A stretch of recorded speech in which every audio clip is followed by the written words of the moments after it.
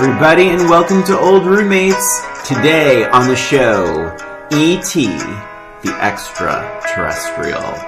Grab your Reese's Pieces and a seat, and get ready as we travel back to Earth with E.T.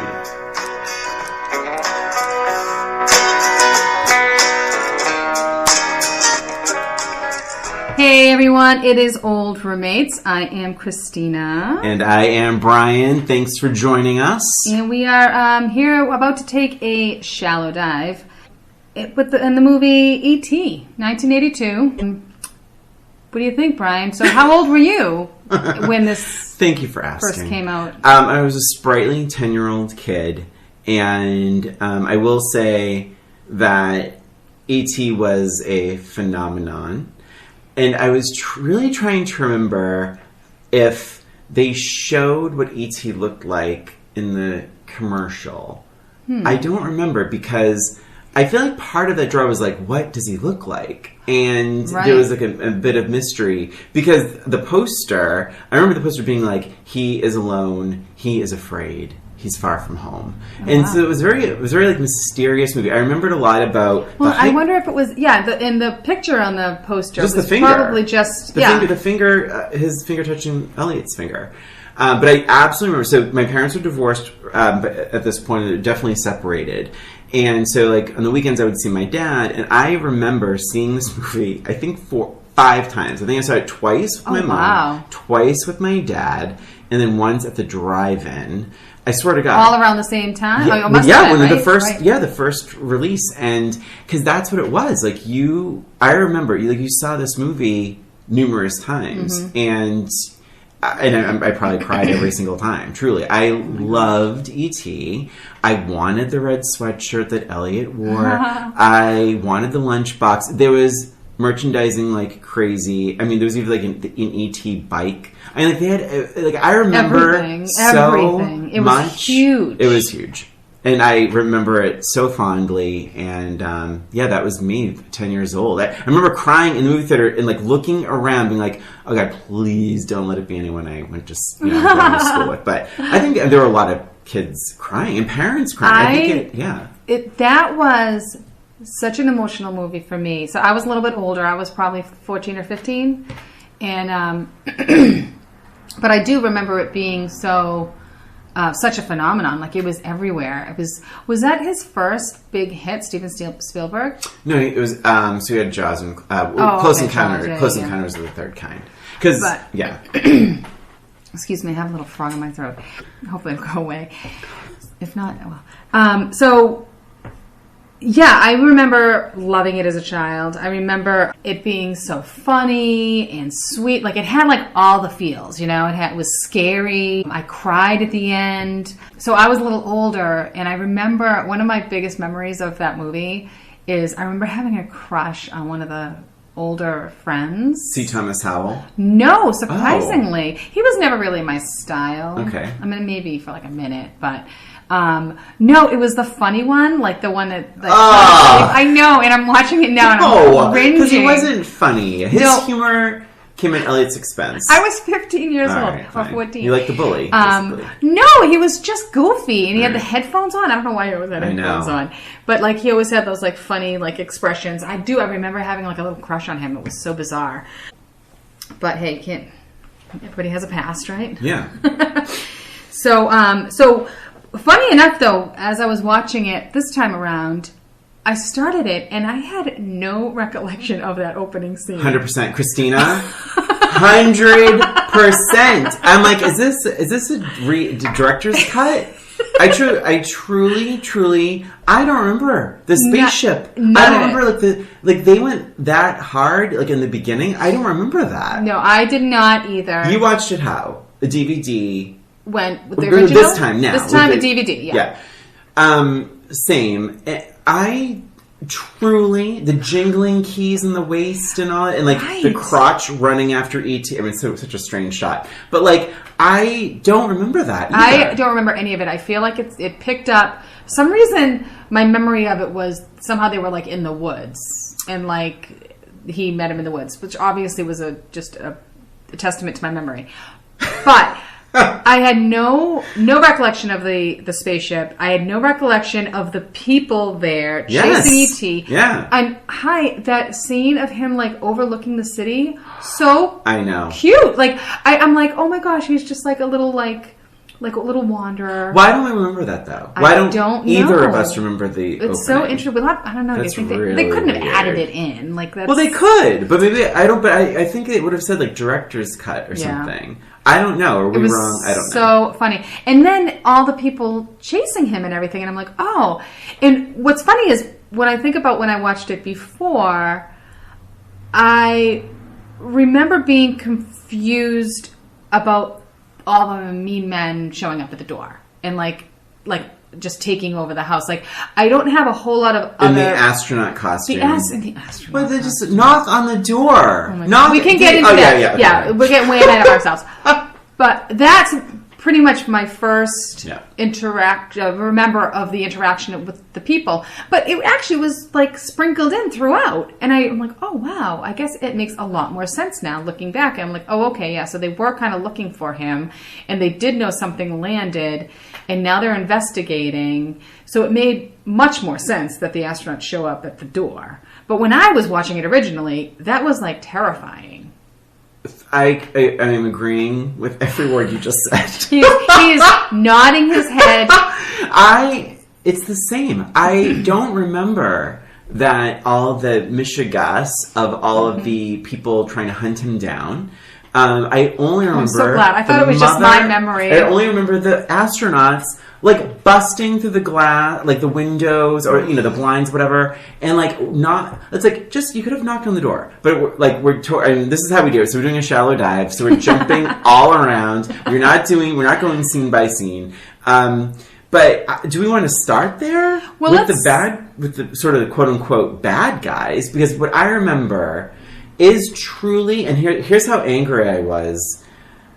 Spoiler alert, like E.T. basically dies at one point in this movie. So Peter Coyote, I don't know his character's name. Peter Coyote. You know what his character's name is? What?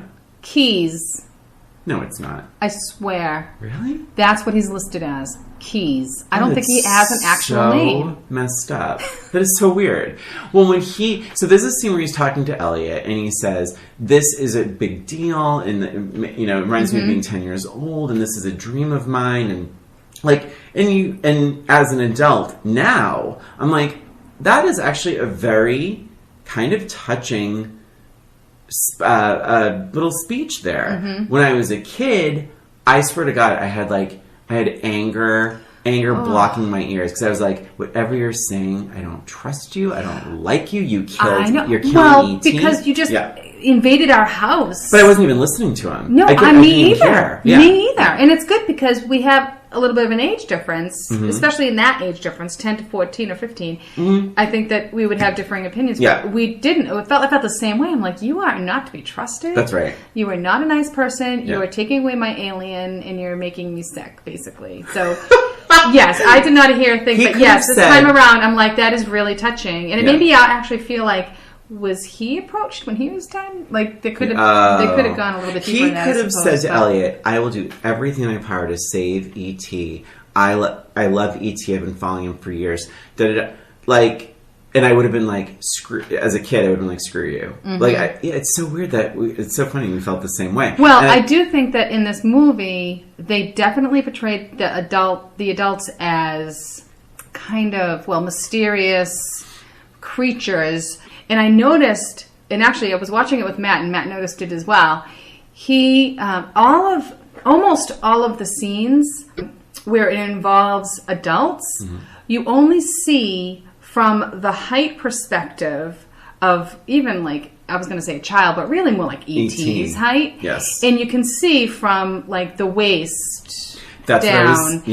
And so you definitely I think that the director, Steven Spielberg, obviously, I think that it's a testament to his direction, where you are kind of thinking of the people as the adults as the villains, because we're not relating to them. It's definitely in the perspective of the child or the E.T. rather. Yeah, I think too. That's right. Even the school teacher when Elliot's in the classroom and all that. I think.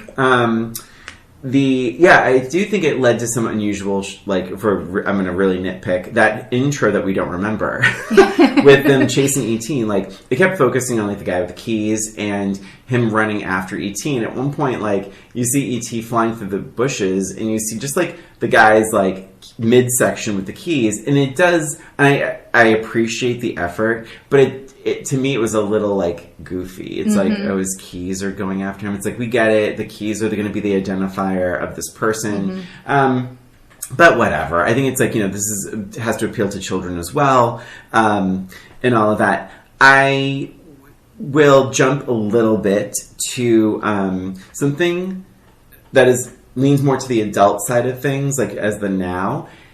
When I was a kid, I completely bought into, like, that psychic connection they had, where, like, if E.T. drank a beer, Elliot got drunk.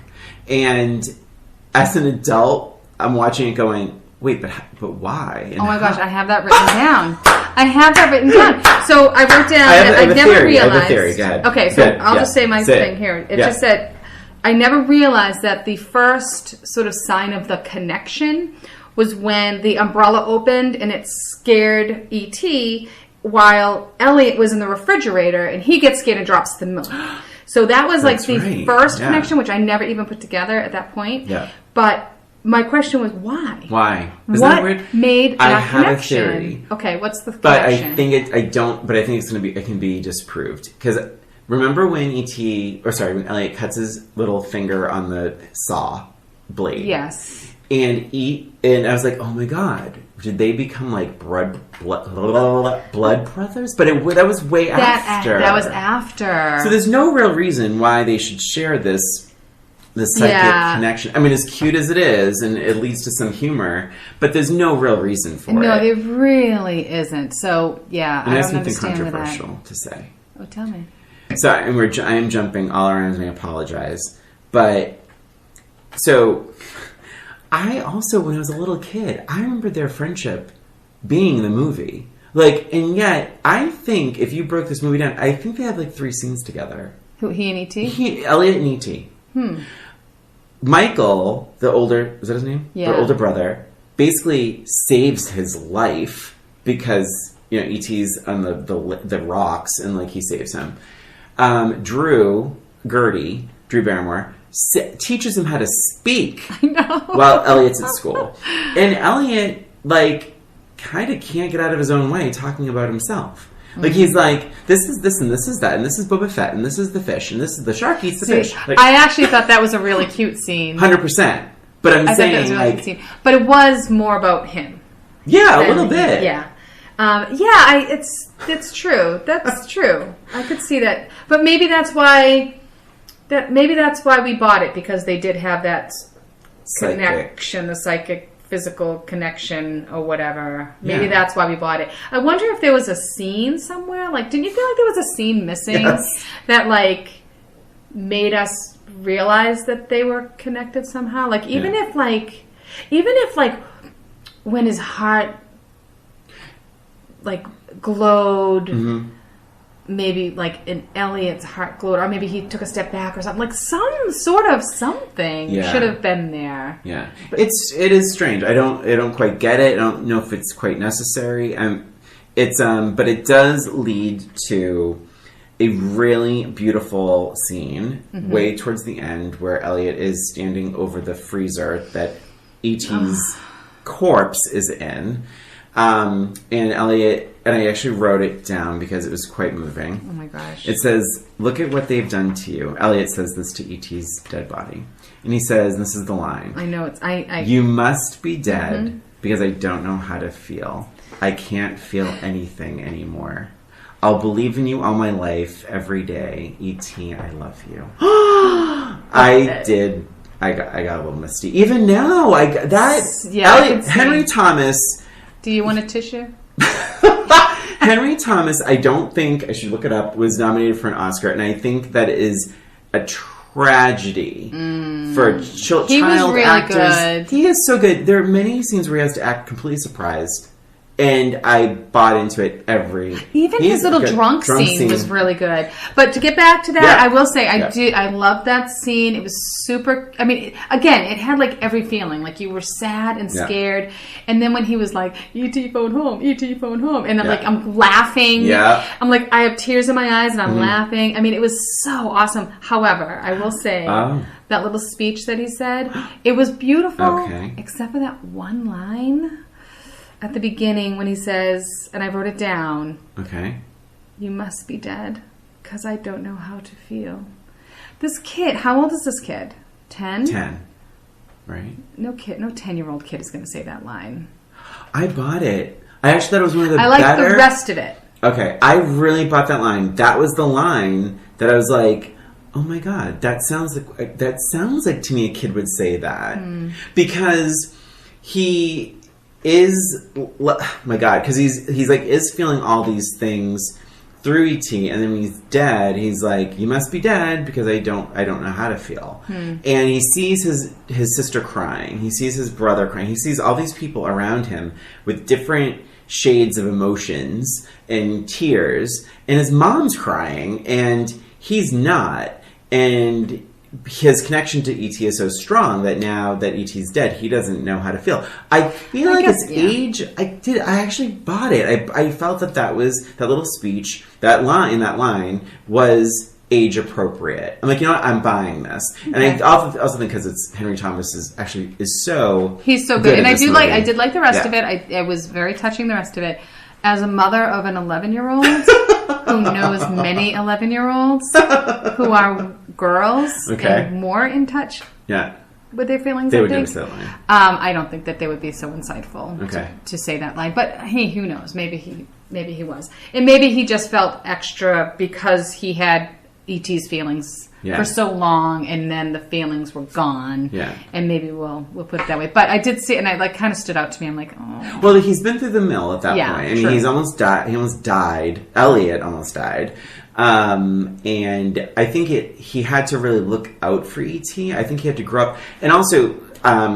There's an interview with Steven Spielberg saying this movie is really about divorce, and I think that I think this kid going through a divorce, going through so many emotions, watching his mom be sad that his dad's in Mexico, and I think you go through a lot of emotions, and you're a little bit more in touch when you've had some trauma. These kids have a lot of trauma for a month, or really a week. It's like a week, or like 3 days. 3 days. Something, yeah. So I think it's like I did buy it. I thought it was a really, really, really solid performance and scene. Sure. And to touch on that with the divorce and everything, I did feel like that the mom, that was a pretty realistic portrayal of a single mom, a recently single mom, and how frazzled she was. I felt like that was really real, and I felt like it was necessary because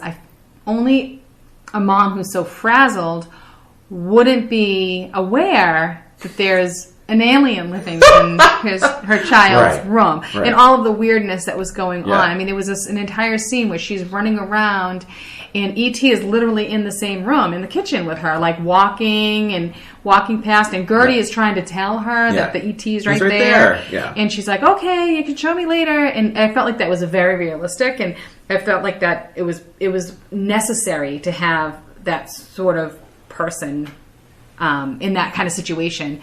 Otherwise, it would have been like, how did they not notice? So then what was your take when you were younger, watching the character of the mother? I didn't really consider her much when I was younger. I didn't, I was like, whatever. I mean, it was all about the kids for me when I was watching it because I was a kid. I didn't want him to get caught. Can I say something again? This is so lame. I'm agreeing with you 100%. Aww, isn't this that's why I asked you that.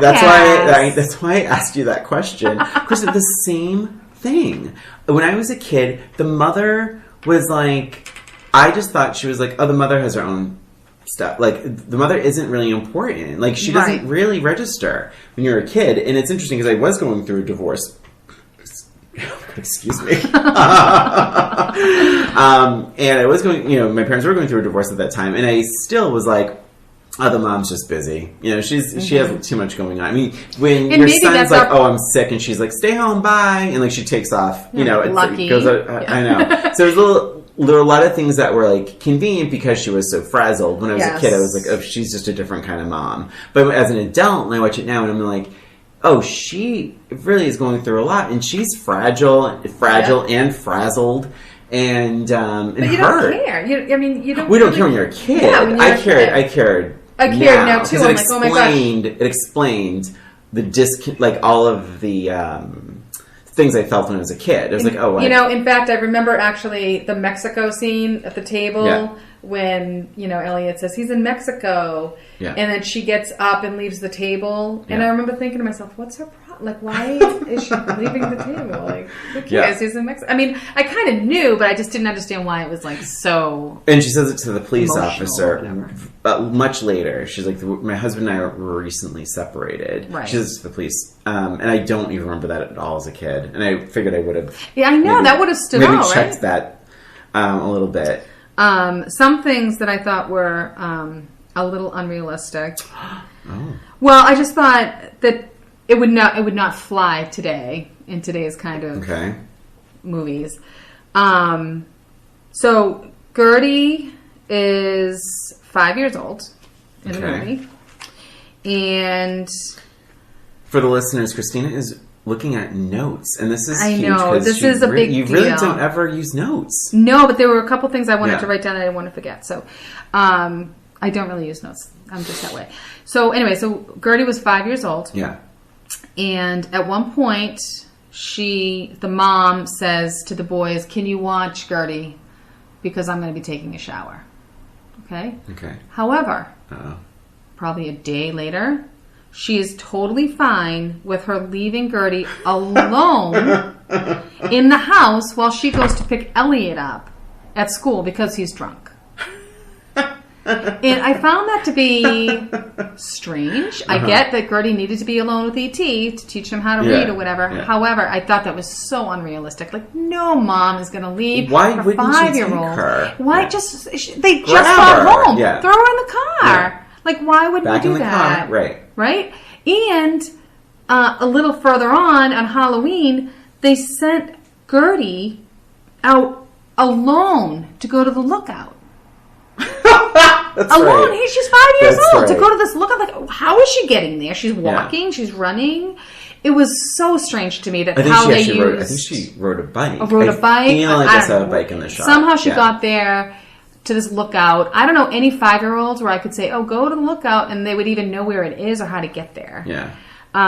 So I thought that was kind of Crazy. a little crazy how they played with that. And again, this might be a little bit of the I'm too frazzled to pay attention, Mm-hmm. but Elliot snuck out of the house in the middle of the night, 2 nights in a row, and is sitting in front of this shed, or waiting Yeah. for like this what we think is a wild animal to kill. Yeah.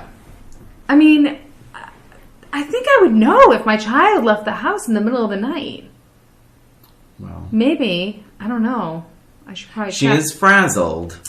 She's frazzled, and We I don't get it. really know where her bedroom is in relation to the rest of the house. Right, we don't. But 2 nights in a row, he said... But there was like a conversation, too, there was like... He had said something to her, and she's like, "I don't want you going out in the middle of the night anymore." And then, like, the next night he went out again. Like, Well, about that scene... yeah. I mean, holy crap, is Elliot brave?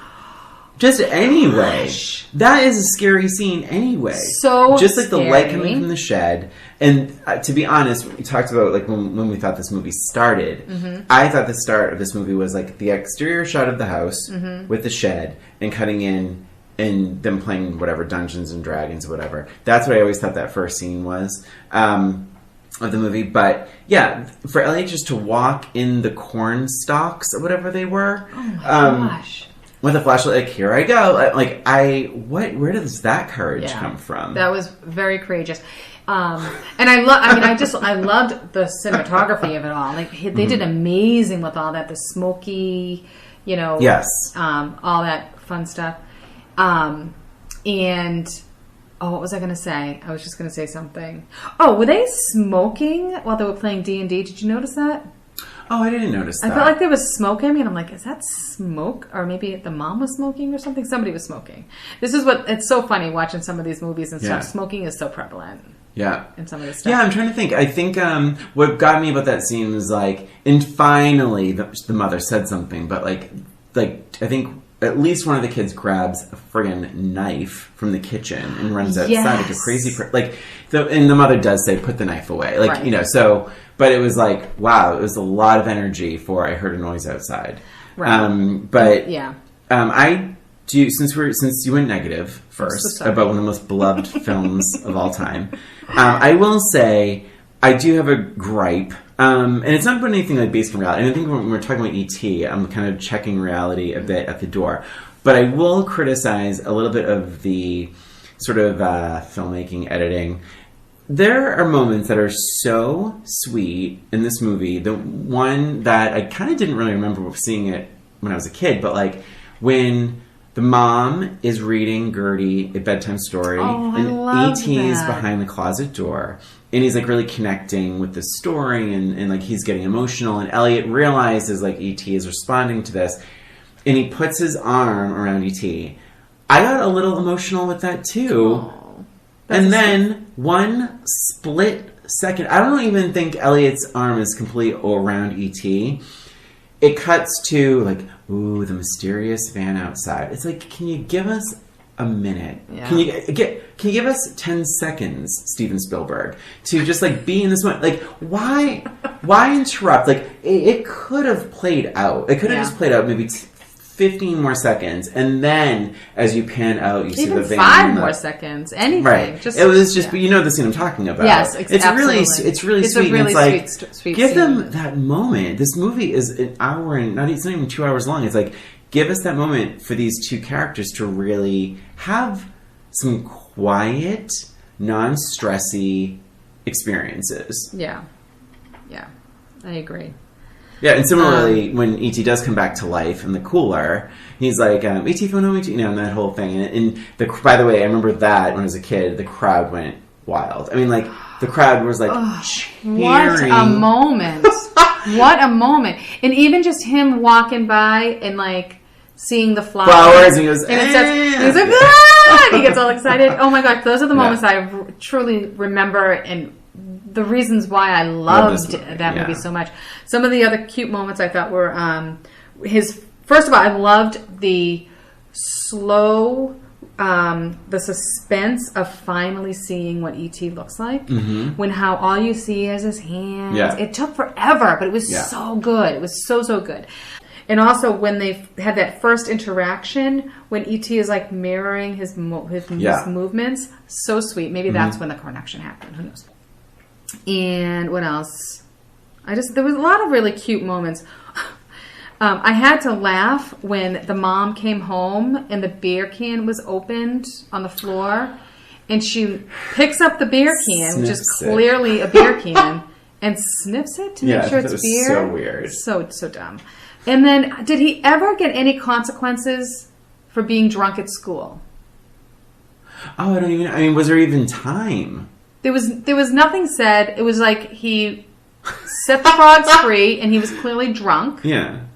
And then the mom had to go pick him up because they called her. Yeah. Leaving Gertie alone. I mean, he still got to go trick or treating and all that. There was nothing happening. There was no conversation. Yeah. Nothing. So maybe it was off screen, but it was kind of funny. They could have had like one sentence about it. That's true. What else? Well, going back to like the sort of abrupt interruptions of tender moments or nice moments, like when E.T. does come back to life, like the crowd goes wild and everything else, and it's amazing, and you're like, oh my God, and his heart starts turning red and all that. But I think that there's maybe 14 seconds, if that, before Peter Coyote walks over. He's like, so Elliot, and it's like, oh God, oh God. It's like I don't quite know why the film seems eager to squash those nice little moments. I don't know. I don't know why. But it's like, I think we could have been fine with like 5 more seconds of E.T. being excited to be alive again before Peter, Coyote walks back, or Keys walks back over and interrupts the whole flow. Similarly with E.T., this is really an emotional scene where E.T. is dying on the bathroom floor. The mother walks in, and for the first time she sees, well, she meets E.T., and he turns and says, "Mom," right? And Elliot says, "We're dying. I think we're dying." Mm-hmm. And it's like, oh my God. And she's like, "Get out, get out, get out." She takes the kids and runs. And then right there, the astronauts invade the house. But I guess what I'm saying is, like, I think I know why we're so traumatized. Mm-hmm. Yeah. Because that's a lot of emotion for, like, little kids, I think. Well, like, as an adult now, it was, like, traumatizing. Where I'm like, oh my God. I'm like, she just meets this alien. Her son is dying on the floor. This alien's calling her mom. And she doesn't know what the hell's going on. Mm-hmm. She grabs her kids. And now the astronauts... How did she not have a heart attack? That was so freaky. That whole scene was so freaky. And moments before is when Michael finds E.T., which is... like, splayed out on the rocks. Terrifying. Scariest, terrifying, most terrifying scene I think I've ever seen up until that point of this horrible-looking creature. It would be like seeing... Lassie or like Benji after they've been hit by a car. Right? I mean, it's like he's sprawled out on the rocks, like white. He's white and dead or dying. It was horrible. Yeah. And then they go. I mean, from that point forward, it was like, oh my gosh, what am I watching? That's right. Yeah. So, I don't know this. I just don't understand why. The whole scene. After the astronauts. First of all, I don't know why the investigators didn't invade in a different way. Listen. Oh. Ooh, that was Shorty. That was Shorty. My cat just sneezed. I don't know if you heard that. Bless you, Shorty. That's what I said in the very beginning. Yeah. Like, knock on the door and say, listen, we're concerned that there's some extraterrestrial alien presence that might be in your house. We're going to ask everyone to step out so we can investigate. Yeah. You don't... Why barge through the patio doors? Why go... Why bust through the living room window? Like... They're all... I know, and they're all surrounding the house, right? Yeah. They're all like... All of a sudden, it was like, whoa. And they're not even... I actually... And I was like, oh... As in, like, thinking about it, I was like, oh, there's that scene's coming up. And I'm like, oh, maybe they're wearing hazmat suits. But I was too young to know what a hazmat suit was when I was 10. But no, they're in, like, American astronaut suits, which is so weird. It is weird. Hi, and so now they've taken over the house, and E.T.'s dying, and Elliott's dying, and everybody's around, and everybody's in masks, and because they're not sure what's happening. Why aren't the children in masks? Does anybody care about the children? I know. Clearly, there's some sort of poisonous thing that they're afraid of, they assume that there's, and maybe they're just they're already contaminated. So I mean, in a way, like it's like in a way they were living in the. I mean, like I'm not defending them, but I mean they've been living with this alien for days, so maybe they're like they're not. It was very strange to me. I'm like, oh, okay, so everybody else has masks but them. Were they doctors? Like, I couldn't understand. Like, so they were astronauts, but then also they had, like, doctors come in. Like, were they concerned about Elliot at all? Like, wouldn't you have brought him to the hospital? But they're doctors. There were doctors there, but... And he was hooked up to everything. I bought... It was a little bit strange to me. It was certainly strange, because it's in their house. Like, suddenly... But why wouldn't they just bring him to the hospital? Like, why wouldn't they bring Elliot to the hospital? They don't know about the connection yet, do they? I think the amount of plastic that was covering that house and that tunnel that leads right to the house, I think it was because they didn't know... what this alien could do or would do. And if they brought it into a hospital where there's sick people and so many more people, I bought into that. I was, it reminds me of like Aliens or Alien, whichever, with Sigourney Weaver. I can't remember which if it's the sequel or not. But she says, this thing bleeds acid. Who knows what will happen when he dies? So it's like, if we're buying into this is an alien. And what would happen if he got angry or if he died, So I think it had to be contained.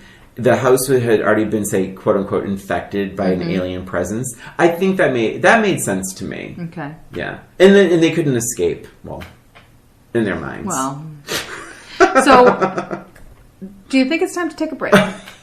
Yes, because I'm desperately thirsty. Yes. So we're going to take a quick little break. We will be right back. Hey there, it's Brian and Christina. We just wanted to take this break to thank you for listening to Old Roommates, the only podcast that revisits pulp culture through a middle-aged lens. Please subscribe to Old Roommates on iTunes, Spotify, and wherever you listen to podcasts. And give us a rating or review while you're there. And if you have any questions, comments, or observations, shoot us an email at oldroommatespod@gmail.com. And follow us on Facebook, Twitter, and Instagram at Old Roommates. Thanks for listening, and now, back to the show. And we're back. We're back, talking about E.T. Any final thoughts before we get to our questions, Christina? Well, I think we should talk about the ending. Oh, for sure. A little. The ending I thought was so good. I mean, a couple of little holes. Okay. The main one being they have this alien. There's 100 people whose main job is to keep an eye on this alien, right? Mm-hmm. That's why they're there. And somehow a couple of kids were able to kidnap it. Mm-hmm. I thought that was a little bit unrealistic. I feel like there would have been a little more security. Well, remember, fine, but I remember that, like, I agree, like, there should be more security, but the you know, what's his face? Michael jumped in the truck and took off with E.T.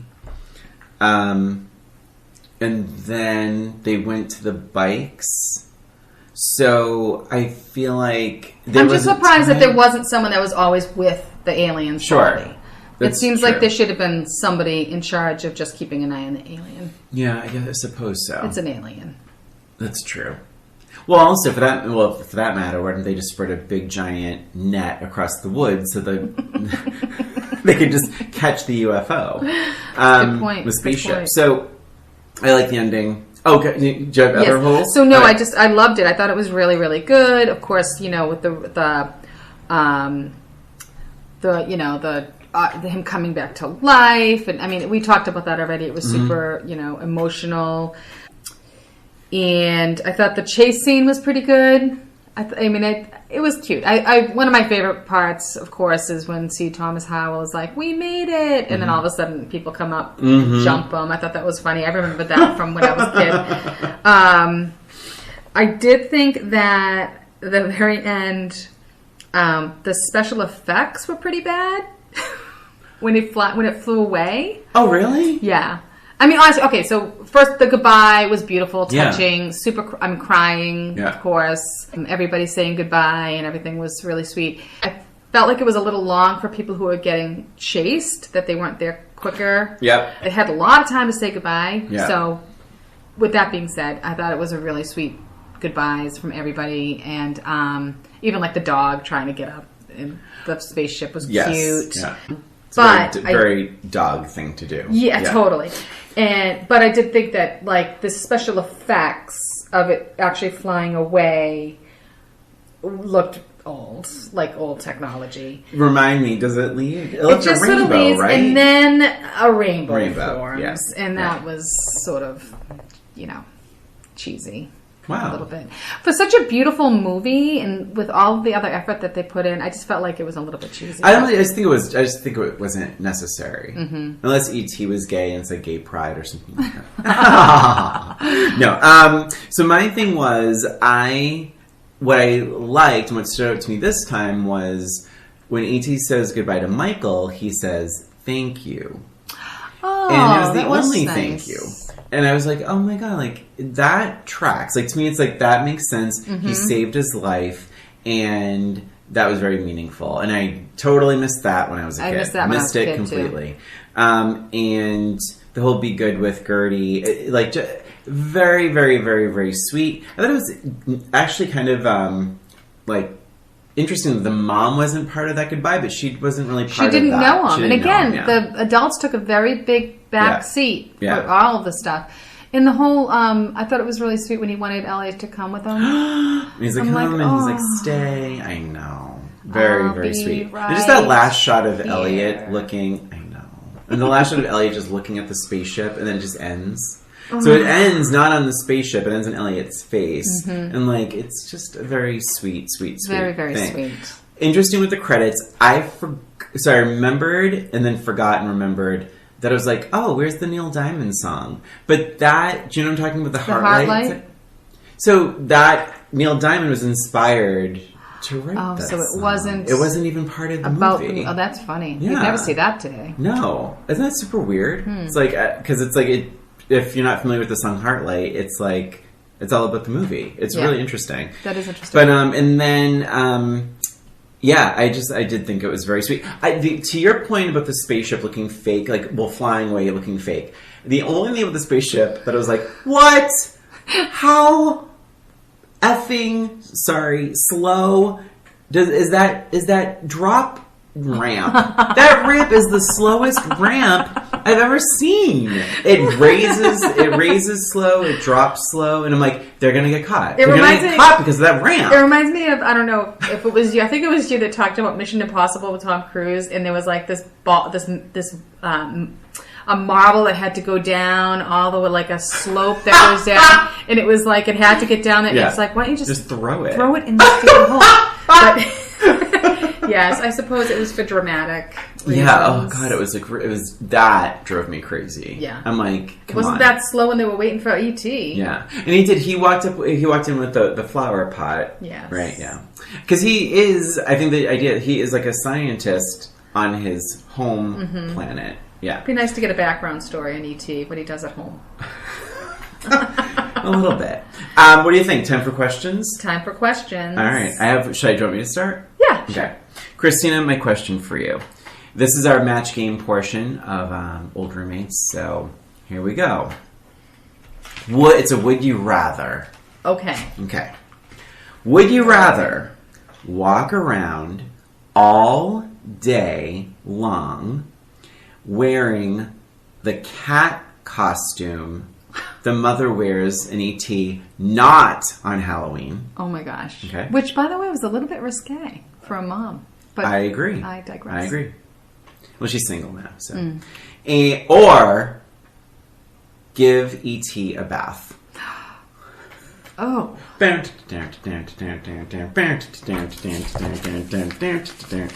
writing down my answer. Ding. Okay, I have my answer. Okay. I would rather walk around in a cat costume. I am wrong every... Why are we even friends? I am wrong every single time. That's I don't know why we hilarious. play this. Bathing E.T., I You know literally why? had like a physical reaction when you said that. That sounds just not awful.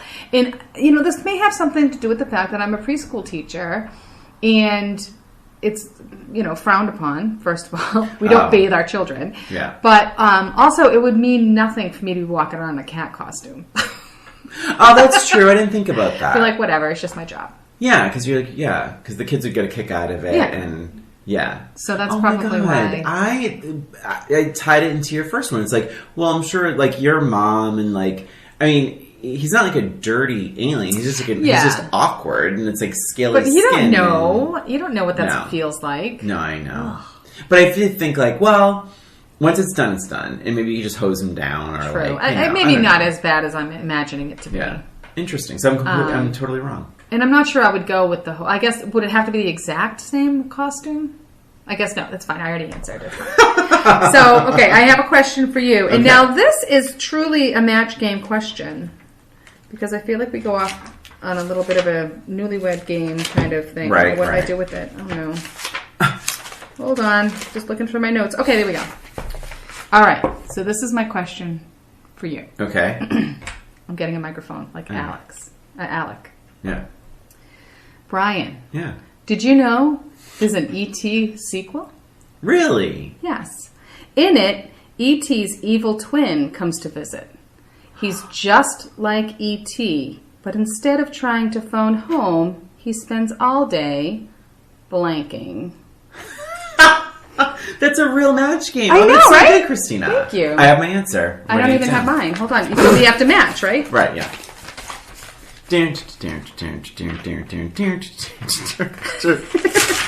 Oh gosh. These are the things that make moments memories. All right, I am done, and ding. Let the record show we're waiting for Christina to put her. All right, I did mine. I should have thought more about the answer. I was I excited really, about the it feels question. kind of set up in a certain way, and it was very easy for me. Okay, But at the beginning, I watch a lot of Match Game. that's true. That was my phone. Sorry. All right. All right, ding. So who goes first? I always forget. I'm going to go first. Okay, you go first. I said. So you're going to repeat the question? Oh, yes. Okay. So there's an E.T. sequel. In Amazing. it, E.T.'s evil twin comes to visit. He's just like E.T., but instead of trying to phone home, he spends all day... Making crank phone calls. Good one! You need one match to win. All right. What did you say? Sorry, I was going to say making prank phone calls, but instead I said sleeping, because he's lazy. You didn't say lazy, you said evil. I know. All right, so we didn't match. We clearly should not be friends. And that's it. What a good time. Good times, good time.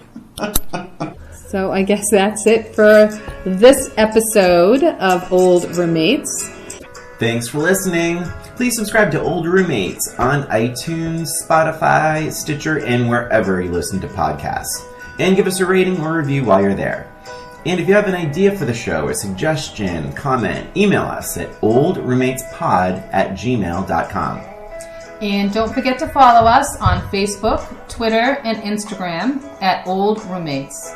This is Christina. And this is Brian. Thanks again for listening. Till next time.